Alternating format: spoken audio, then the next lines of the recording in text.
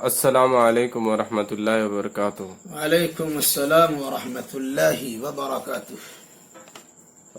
سر، آج کا سوال ہے کہ کیا ذی الحجہ کے 10 دنوں میں روزہ رکھا جا سکتا ہے؟ یہ پہلا سوال ہے۔ اور دوسرا سوال یہ ہے کہ یوم عرفہ کے روزے کی فضیلت کیا ہے؟ ماشاء اللہ، جزاک اللہ خیر۔ عشر ذی الحجہ اسلام میں اس کی بڑی فضیلت ہے۔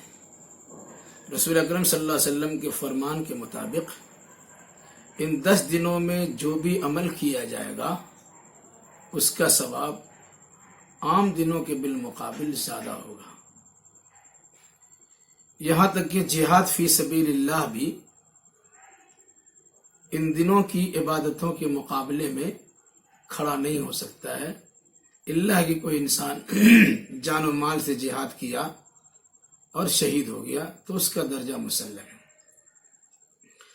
چونکہ یہ 10 دن صحیح اعمال کے لیے، عبادات کے لیے مخصوص قرار دیے گئے ہیں، اس مناسبت سے ان 10 دنوں میں روزہ رکھنا بھی ایک مسنون عمل ہے اور اس کی اہمیت و فضیلت ہے۔ اس سلسلے میں بعض ازواج مطہرات کا بیان ہے کہ کان رسول اللہ صلی اللہ علیہ وسلم یصوم 9 ذی الحجہ، رسول اکرم صلی اللہ علیہ وسلم ذی الحجہ کے 9 روزے رکھا کرتے تھے، ابو داؤد کی روایت میں ہے۔ اس مناسبت سے 1 سے لے کے 9 تاریخ تک ذی الحجہ کے مہینے میں روزہ رکھنا مسنون ہے۔ یہاں پر ایک بات یاد رکھیے، حضرت عائشہ رضی اللہ تعالی عنہ سے متعلق یہ بات ہے، انہوں نے کہا کہ ما رأیت رسول اللہ صلی اللہ علیہ وسلم صائما فی العشر قط، میں نے کبھی اللہ کے نبی صلی اللہ علیہ وسلم کو ذی الحجہ کے پہلے عشرے میں روزہ رکھتے ہوئے نہیں دیکھا ہے۔ تو ازواج مطہرات کے بیان میں ایک طرح سے تضاد ہو گیا۔ حضرت عائشہ کے فرمان کے مطابق اللہ کے نبی نے روزہ نہیں رکھا، دیگر ازواج مطہرات کے بیان کے مطابق اللہ کے نبی صلی اللہ علیہ وسلم نے 1 سے لے کے 9 تک روزہ رکھا ہے۔ یاد رکھیے گا، اصول یہ ہے جب 2 طرح کی بات ہو، ایک میں اس بات ہو اور ایک میں نفی ہو، تو محدثین کے یہاں اس بات والی بات کو زیادہ قابل اعتبار سمجھا جاتا ہے، اسی کو ترجیح حاصل ہوتی ہے۔ تو ازواج مطہرات کا بیان یہ ہے کہ آپ نے 9 روزہ رکھا ہے، اسی کو ترجیح حاصل ہوگی۔ حضرت عائشہ رضی اللہ تعالیٰ عنہ کا قول مرجو قرار پائے گا۔ پھر حضرت عائشہ اپنے علم کے مطابق انہوں نے بیان کیا ہے، یا سفر اور بیماری کی بنیاد پر اس قسم کی باتیں آئی ہوں گی، ویسے اللہ کے نبی صلی اللہ علیہ وسلم نے اس کی فضیلت بیان کی ہے، اس فضیلت کے مطابق آپ نے عمل بھی کیا ہوگا۔ جہاں دیگر اعمال شامل ہے وہاں اس میں روزے بھی شامل ہے۔ اس مناسبت سے عشر ذی الحجہ کے 9 دنوں کی روزہ رکھنا اللہ کے نبی صلی اللہ علیہ وسلم کی صحیح حدیث سے ثابت ہے۔ اگر کوئی رکھنا چاہے تو اسے رکھنا چاہیے، انشاءاللہ عام دنوں میں جو روزہ رکھا جائے گا اس کے بالمقابل ان روزے کا ثواب زیادہ ہوگا۔ اور آپ کا دوسرا سوال کہ یوم عرفہ کے روزہ کی فضیلت کیا ہے، اس سلسلے میں رسول اکرم صلی اللہ علیہ وسلم کا فرمان یہ ہے کہ میں سمجھتا ہوں کہ اللہ تبارک و تعالی اس عرفہ کے روزہ کے ذریعے سے 1 سال پہلے اور 1 سال کے بعد کا گناہ معاف کر دے گا انشاءاللہ۔ اس مناسبت سے یوم عرفہ کا روزہ مسنون بھی ہے، سنت بھی ہے، اور اللہ کے نبی صلی اللہ علیہ وسلم نے اس کے رکھانے کی ترغیب بھی دلائی ہے، اس لیے عرفہ کا روزہ ہمیں رکھنا چاہیے۔ اس سلسلے میں 2-4 مسئلے اور بھی یاد رکھ لیجیے۔ اس مرتبہ ہندوستان میں یوم عرفہ جمعہ کا دن پڑے گا، یعنی 10 تاریخ سنیچر ہے تو 9 تاریخ جمعہ ہے۔ عام طور سے مشہور یہ ہے اور صحیح بات بھی ہے کہ نفلی نماز صرف جمعہ کو رکھنا صحیح نہیں ہے۔ تو کیا عرفہ کا دن جمعہ کا دن پڑ جاتا ہے، یعنی 9 تاریخ جمعہ کو پڑتی ہے، تو کیا اس جمعہ کو روزہ رکھنا صحیح نہیں ہوگا؟ تو یاد رکھیے گا، جب کسی وجہ سے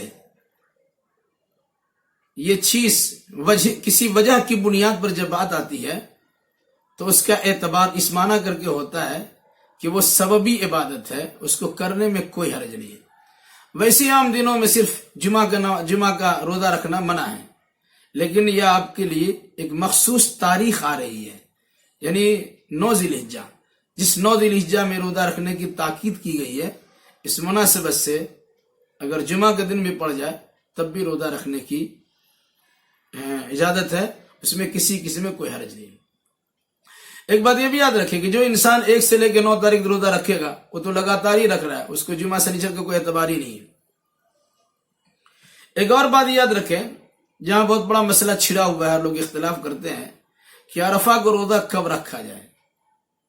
اپنے ملک کے تاریخ کے اعتبار سے 9 ذی الحجہ کو رکھا جائے، یا جس دن حاجی لوگ عرفات کے میدان میں ہوتے ہیں اس دن روزہ رکھا جائے۔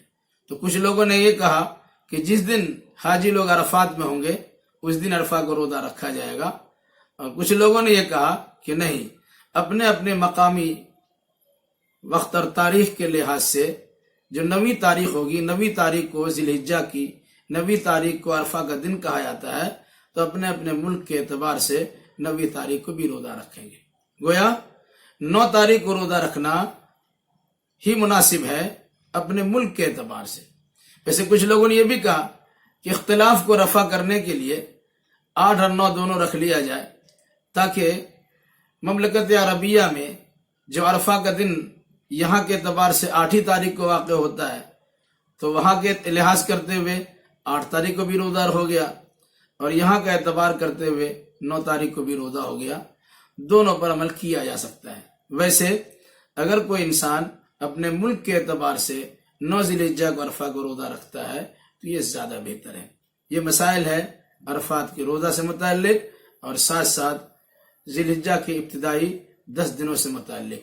اللہ تعالی ہمیں ان 9 دنوں میں بطور خاص روزہ رکھنے اور دیگر عبادات بجا لانے کی توفیق نصیب فرمائے۔ ایک بات یہ بھی یاد رکھیں، عام طور سے 10ویں تاریخ جو یوم النحر ہے، جسے عید الاضحیٰ کہا جاتا ہے، کچھ لوگوں میں مشہور یہ ہے کہ آدھا دن کا روزہ رکھا جاتا ہے، یعنی صبح سے لوگ کھاتے نہیں ہیں جب تک قربانی نہیں ہوتی، تو قربانی کے بعد کھاتے، لوگ اس کو روزہ کا نام دیتے ہیں۔ ایسا روزہ کا نام دینا جائز نہیں، روزہ پورے دن کا ہوتا ہے، 2-4 گھنٹے کا روزہ نہیں ہوتا ہے۔